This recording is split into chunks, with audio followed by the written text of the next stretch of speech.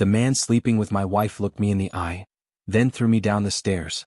I survived, but what came next shocked everyone. Everything happened in a strange kind of slow motion. It's odd how the brain works when you're in shock. I remember being airborne, falling backwards, and then flashes, a shadowy figure, the ceiling, my feet somehow visible at the same time as the roof above me. And then, impact. I hit hard. My upper back took the brunt of it. There was this sickening crunch, followed by complete darkness. Like flipping a switch.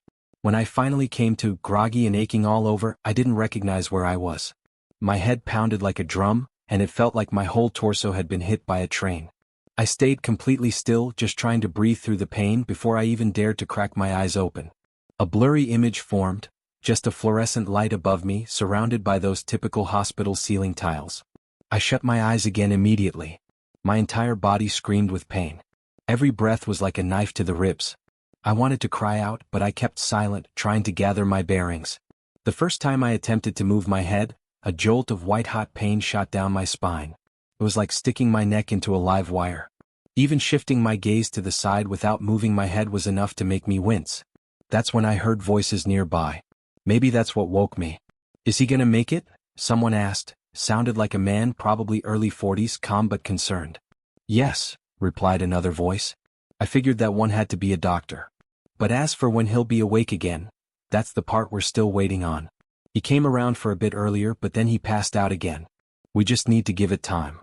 Then came the medical rundown, and let me tell you, hearing your injuries listed like a grocery receipt while you lie there like a sack of broken bones is surreal. "He's lucky, all things considered," the doctor continued. "MRI shows no bleeding in the brain, but there's definitely some swelling. He's concussed, no doubt about that. His left arm's broken in multiple places, both the radius and ulna, plus a fracture in the humerus." I remember thinking, great. I'm a walking X-ray chart. From the bruising, it looks like he hit the staircase right at the shoulder blades and just slid the rest of the way down. Suit jacket kept his skin from getting torn up, but the bruising is significant. It's probably a good thing he landed more to his left side. Had he hit on the right, that handgun he was carrying might have made things worse. There's potential damage to his sacrum or hip too. Then something hit me. Gun? Why did I have a gun? That thought didn't last long though, because the doc kept going. He finally came to rest at the bottom, feet still halfway up the steps. His head hit last. We cleaned up the cut and bandaged it, no stitches needed. But yeah, he essentially body surfed down the stairs until his head and shoulders took the final hit. "And he didn't tumble?" the other man asked, genuinely baffled. "Doesn't seem like it," the doc replied. "Probably flew most of the way through the air. It was a good 8 or 10 steps at least." "Yeah. I'll need that for my report," voice one mumbled. Then after a pause, "Any idea when he'll be lucid enough to answer questions?" "No," the doctor said, "but he'll wake soon enough." Their voices started to fade as they turned their attention elsewhere. Something about a woman refusing medical attention. Then I heard something that made my blood freeze. "Did you see the video?" "What video?"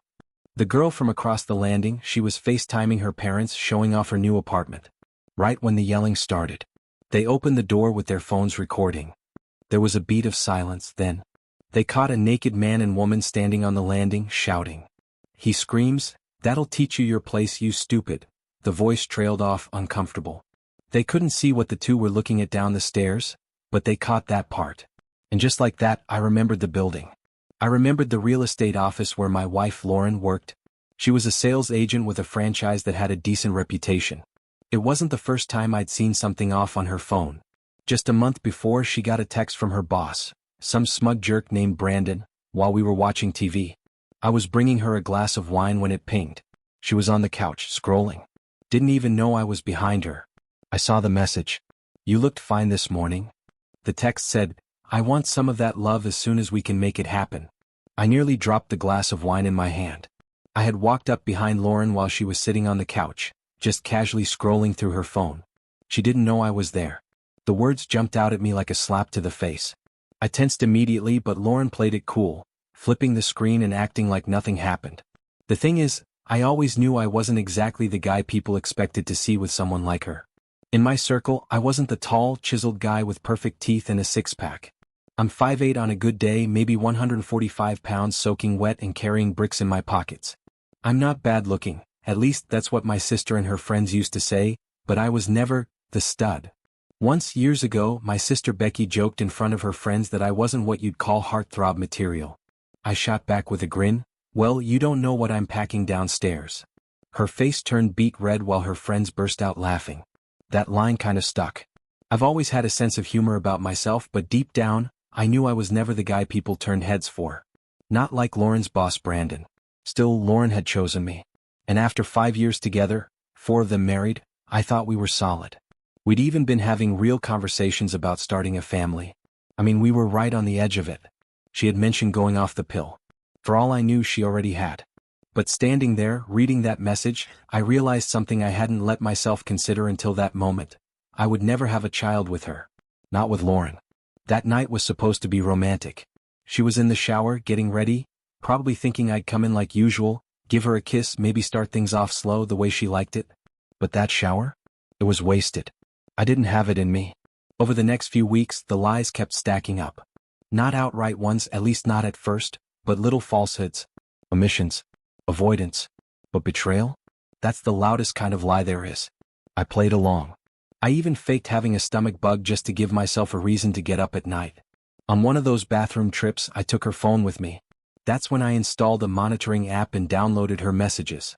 I'd never done anything like that before, but I figured if I was going to find the truth, I'd need proof. Lauren was a light sleeper, so I had to move quietly, carefully. And the things I read. There was this one conversation where she wrote, "Robert's just not as intense as you are. Your energy is exactly what I crave sometimes. A couple times a week would be perfect. But the softer stuff is great too."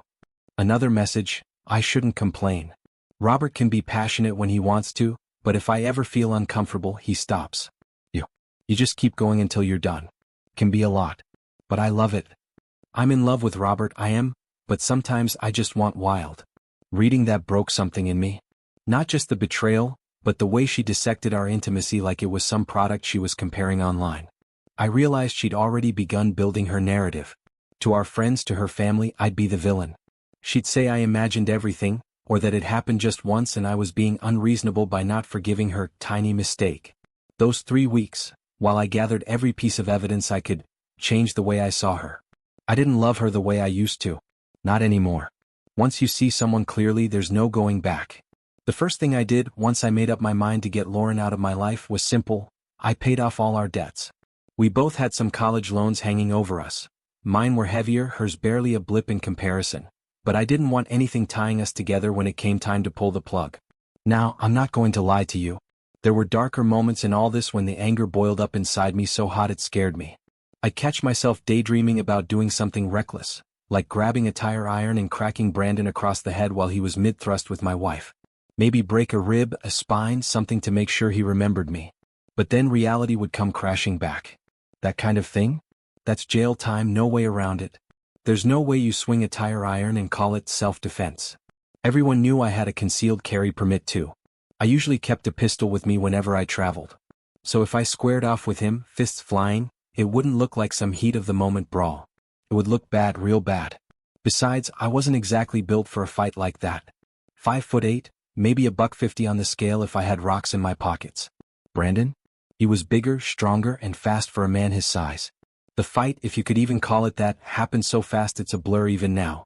He grabbed the front of my suit jacket with those big hands of his. I tried to break free, throw a punch, reach for my pistol, but the jacket pinned my arms too tight. Real life isn't like the movies where you move like a ninja in a tailored suit. Once he had a hold of me, I wasn't going anywhere. He shook me like a dog with a rag doll. I flailed, tried to hit him, but his arms were so long I couldn't even reach him. I managed to land one solid kick, caught him square in the groin, but it wasn't enough to make him let go. I heard somebody yell, "He's got a gun. I can't hold him much longer." And then everything went sideways. Next thing I knew, we were stumbling, all 3 of us, Lauren, Brandon, and me, tumbling across the living room and straight out the front door. Somewhere along the way, Lauren must have let go, but by then I was so far off balance there was no way I could recover, let alone draw my pistol. Then came the fall. I was airborne for a second and then crunch, I hit the stairs hard. That's about all I remember. After that, it was just pain and blackness. I pray the doctor's right that there's no permanent damage. The thought of being paralyzed eats at the back of my mind more than I want to admit. I lied a little to the cops afterward. Not about the major stuff, but I added a few details to make sure they knew I wasn't the aggressor. The doctors wanted me calm, so when I gave my statement, I stayed quiet about the full extent of my fear and anger. Maybe it worked too well because right after the interview I had another spell and passed out. To me it was like blinking. 1 second talking, next second waking up in a dim hospital room, half-forgotten pain weighing down my body. Lying there in the dark, I replayed everything in my head. I already knew exactly how I'd handle things when, or if, I saw Lauren and Brandon again. They weren't just cheaters anymore. They tried to kill me. And from now on, I treat them like the enemies they chose to be. They broke my marriage. They shattered my trust. And they showed me exactly how little my life meant to them. When I finally got out of the hospital, I called my buddy Dave. I told him the real story, how I had installed a spy app on Lauren's phone, how I'd seen the messages, the lies. I'm paranoid about phones and recordings, I told him. So I'm not saying anything out loud right now. But tell Jay what I said. He laughed. Said he thought it was hilarious that I'd been sneaky enough to bug her phone. I didn't laugh. I told Dave, if you talk to her, you can tell Lauren that I'm hurt. I'm angry. But tell her I'll talk to her, once I'm strong enough. I knew exactly what I was doing. I wanted her to have a little hope left. Just a little. It was going to make the final fall even harder. It felt like she dangled the idea of a future in front of me, just long enough for me to believe in it, before she stomped it into the ground without flinching. Yeah, I was furious, but I hated that I still loved her. That's the kind of twisted weight infidelity leaves behind. It bends your logic, makes you question your own emotions. I loved Lauren even as she betrayed me. And that made everything 100 times worse. But this wasn't just about my broken heart anymore. I had evidence. Actual, tangible proof. Photos. Screenshots of texts. And a video. A video of Brandon and Lauren, both completely naked, standing on the landing outside my apartment. It was taken seconds after Brandon threw me down the stairs like I was yesterday's trash. The footage came from a neighbor across the way who'd had their phone out when the shouting started. Her parents were on a video call, touring the apartment she'd just moved into. Talk about timing. Then there's my statement to the police. That alone might not have been enough. But let's not forget, I was attacked by a naked man who had just finished sleeping with my wife. It's hard to imagine a physical scuffle that didn't leave something behind. I was wearing a full suit. You think it came out of that without any evidence clinging to it? When the officer asked if I had anything else to submit, I told her calmly, yes. All of that. And if that's not enough, check the clothes I was wearing. She looked stunned for a second, then nodded. She knew what I meant. Maybe Brandon just wanted me out of the way long enough to pull his pants on without getting shot. Maybe. But I didn't care. I wasn't going after him with fists anymore. I was going after him where it hurt. His reputation, his career. His future. If I couldn't take the man down physically, I'd hit him where he lived. That morning I kept myself busy. First thing, I canceled our shared credit card. I left Lauren half the balance. There wasn't much left on it anyway, thanks to me clearing our debts earlier. I'd held off making a move, not wanting to alert her too soon. But now it was time. I wasn't aiming for jail. I was aiming for discomfort. For justice. For peace. When Lauren showed up later, I asked her to grab us drinks, just 2 beers from the fridge. She knew the place well, she'd been in and out of that kitchen 100 times. While she moved around in there, I stepped into the living room. It was a modest space that doubled as a kitchen lounge, a cozy gathering spot. Familiar, quiet, controlled. I sat down and tapped a few icons on my laptop and my phone. Both cameras were pointed at the chair directly across from me. The one where she'd sit. I hit record. I waited. She came in holding the drinks and sat where I hoped she would. Then I asked her, were you trying to get me to say something that would protect him? Did you make up a story to cover for Brandon? Her face changed instantly. Her eyes widened and all the color drained from her cheeks. It was this awful blend of guilt and horror. Slowly she nodded. Yes, she whispered. I thought you might be dead. When he pushed you, you just flew, like, out into the air. You weren't moving. Your eyes weren't even closed. I was terrified. I sat there, silent. You didn't even check on me, I said. She looked away. I didn't know what to do. When the cops got there, Cheryl from next door was already kneeling beside you, but I was still up at the top of the stairs. You chose to lie to protect the man who just tried to kill me, I said. Tears welled in her eyes and she nodded again. He told me he'd make it right. But if the truth came out, he'd lose everything. He said we'd both go to jail, him for the assault, me for helping hide it. And you were willing to protect that? She sobbed. We thought you might not remember. We thought, if you were okay, it would just be your word against ours. So we stuck to it. We told the lie. Even when we found out you'd pull through, Brandon kept saying maybe you'd forget it all. She was trembling now, wiping her face with the back of her hand. I said you came at me, she added, that I panicked. I didn't know what else to say. I leaned back in my chair, disgusted. Do you really think anyone's going to believe either of you now? I should change my statement, I said, testing the idea out loud. If you do that, Dave replied, shaking his head, he'll laugh himself sick. He got over on you once. Changing your story now just gives him another win. First, Brandon turned me into a fool. A husband who got betrayed, lied to, tossed aside like he didn't matter. And now he'd get to watch me double back on my own truth. I'd be just another confused, humiliated man, one that couldn't even stand by his own version of what happened. He knows how this works. He knows I wouldn't be believed if I tried to walk it back later. And why would he ever admit anything? Brandon's not stupid. He's been hiding money for years, Judy said, but he's too slick to ever leave a trail. And Lauren? She believed him. She bought his stories and his secrets. He counted on her being gullible. And me? He hoped I'd fall for it too. But I didn't. Lauren once told me it started out harmless. He just needed someone to talk to, she said, as if that excused it. He said things weren't right at home, that his wife didn't want him anymore. She wanted sweet. He missed passion. I should have seen the setup right there. She said she didn't think it would go anywhere, that it was just comforting to be listened to. That's how it always begins, right? She claimed she didn't know if it was a trap, if he'd done this with other women. But when he spoke, she said it made her feel wanted, desired in a way I hadn't done for her recently. Lauren admitted the moment that cracked her was when she started to believe it, that maybe he really could give her something she felt was missing. That kind of experience, she said. And then, eventually, she gave in. It only happened once, she whispered like that was some kind of defense. He begged. I let him try to please me. She wouldn't even say it outright. Just that, he tried to please me. That was your downfall, I told her, my voice flat. That was the moment you stopped being mine.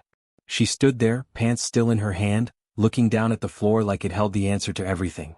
I bent down, picked up her jeans and handed them to her. There's nothing left to reclaim, I said simply. She didn't argue. Just pulled them on in silence, gathered her shoes and purse and walked to the door.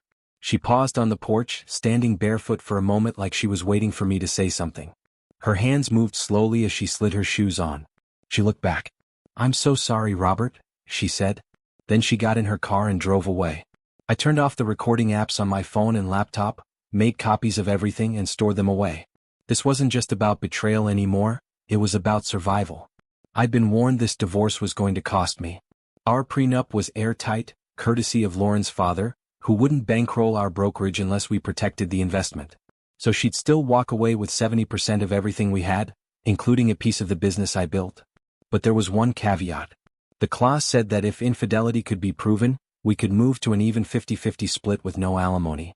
That meant she'd probably get the house, but I'd get to keep the brokerage. I could still make a living. I'd land on my feet. Meanwhile, Lauren was already panicking. I can't support myself if Robert divorces me, she told her friend in one of the recorded calls. Even with alimony, I'll barely make it. I just hope he doesn't turn me in. I never meant to hurt him. But if he threatens Brandon again. I stopped the recording there. Too late for hoping, Lauren. That ship sank the moment you helped Brandon cover up the fall.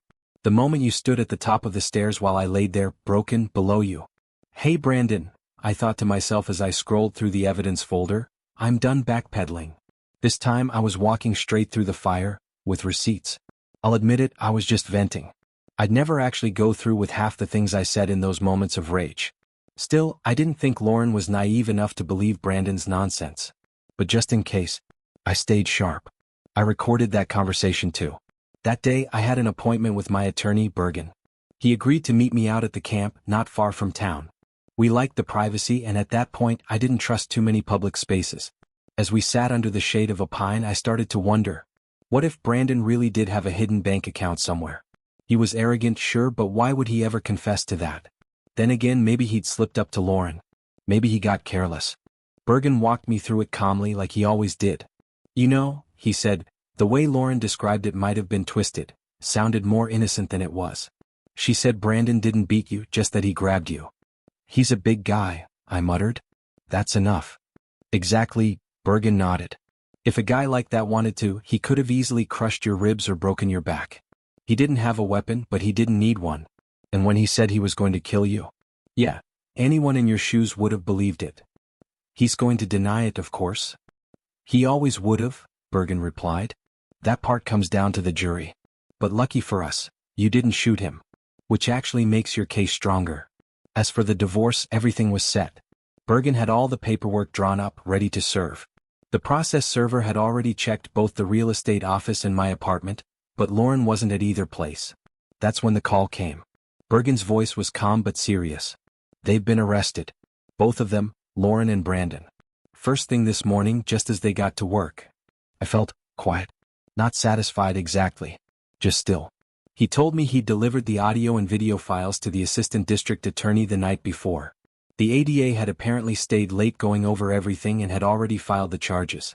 It wasn't the kind of justice that fixed anything. But it was something. I hated seeing Lauren get dragged down like that. Even after everything, I didn't want her destroyed.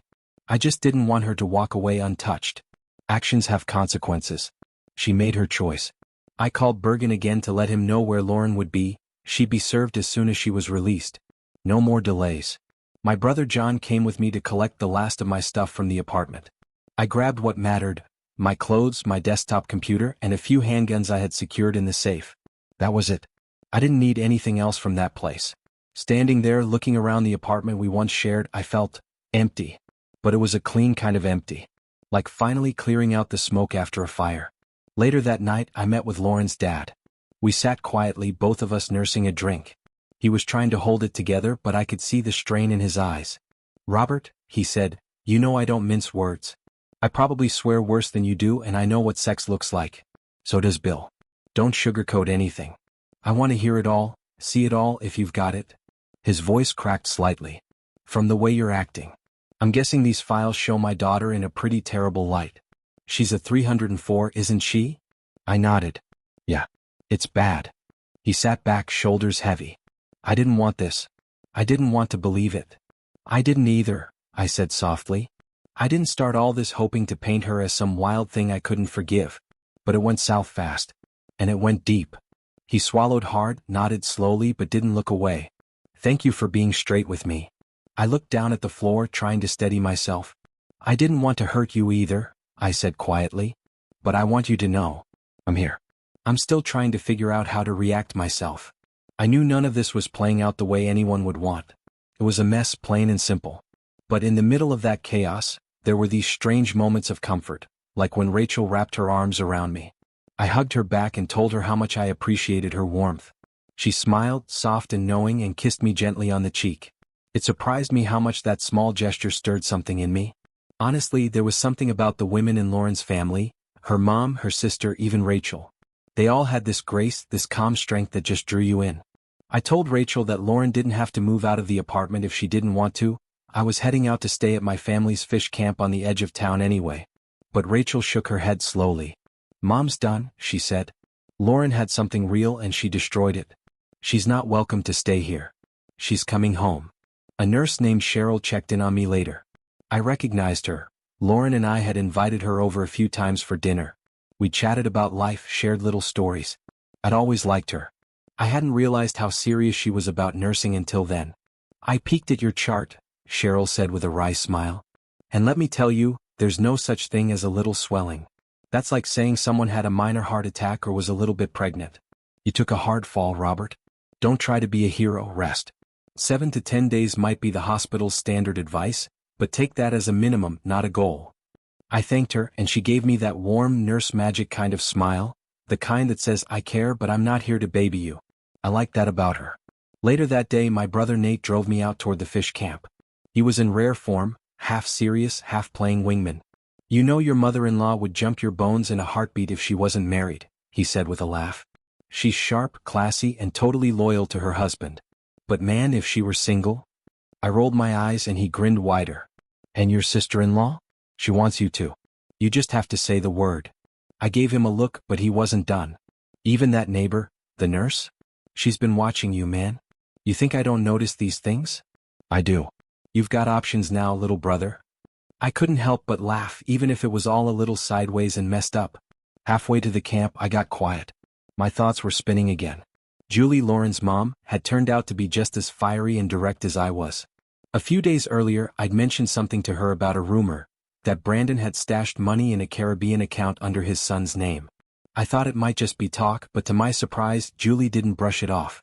She said she'd look into it, and she did. Her lawyer got involved, dug around, and confirmed the account was real. So Julie and her son got on a plane. And they didn't come back empty-handed. Even though Brandon's son wasn't on the signature card, the account was in his name. Legally, he could transfer the funds. And he did. I would have paid good money to see Brandon's face when he found out that his secret stash had vanished, especially since he was still stuck in jail, unable to post bail. The very next week, Julie paid him a visit. And I tagged along. We sat on opposite sides of a plexiglass divider, the kind that reminds you just how far someone's fallen. Brandon picked up the receiver and looked confused when he saw me there beside Julie. "Why'd you bring him?" he asked. Julie just smiled. "Because I deserve to be here." Then she winked. I raised 2 fingers to my lips and flicked my tongue out with the kind of disrespect he used to throw around like confetti.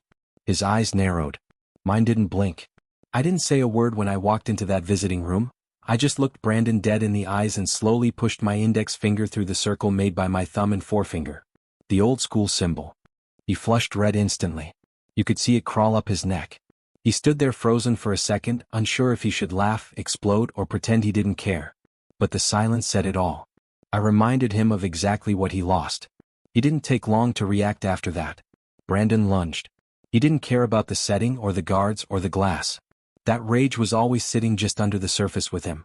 The same rage that turned a fight into an assault. The same rage that shoved me 15 feet across the floor and sent me flying down that stairwell.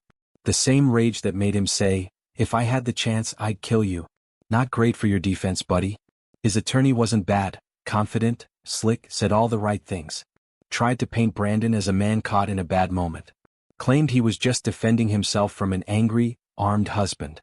Claimed the worst thing Brandon did was sleep with a married woman. But it was hard to sell the idea of self-defense when you've got video witnesses and threats on record. Brandon had lost everything, his career, his family, his freedom. And to make it worse, he wasn't doing well behind bars. Heard he'd taken a few beatings in there. Prison doesn't have much sympathy for homewreckers. After the trial, I got a call from Lauren. She was broken. You could hear it in her voice. She said, "Rachel's mom read me the riot act. Said I ruined a good man and embarrassed the entire family." Apparently she saw the video. The one Cheryl's mom took when everything went down. Lauren told me, she said if you weren't such a gentleman, you would have shared it with the world, let everyone see me like that. Exposed. Humiliated. She paused for a long time after that. Then she asked, "Do you think there's any chance we could try again? Counseling maybe, start over?" I just shook my head. "A prenup didn't stop Brandon, Lauren.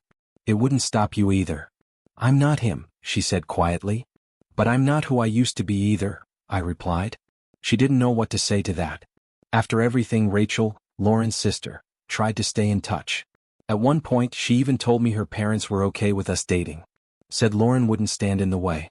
I knew she meant it. And yeah, there was a part of me that was tempted. Rachel was kind, steady. She was there when I needed someone. But I also knew the long-term cost. It would have caused friction I didn't want to invite into my life. Not again. So I broke it off, respectfully, quietly, and I walked away from all of it. I still saw one of them around town now and then. A nod, a glance, that was it. Lauren ended up moving to Shreveport. Got a job in sales somewhere. We haven't talked since. No more calls. No more pleading. No more second chances. Just silence. And peace.